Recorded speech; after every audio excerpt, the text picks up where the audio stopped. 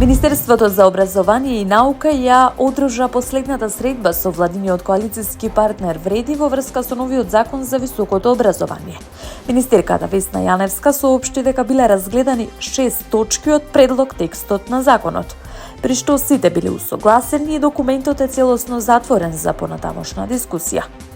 Таа појасни дека 5 од точките не биле спорни и претходно биле веќе разгледани, додека за 6-та точка Хиршовиот индекс било најдено решение.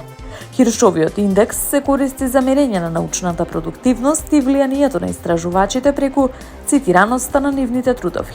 Според министерката Јаневска, индексот нема да биде основен критериум за избор и напредување во академските звања, туку ќе се користи како дополнителен елемент. Во случај на еднаков број бодови меѓу кандидатите, тој ќе биде одлучувачки фактор.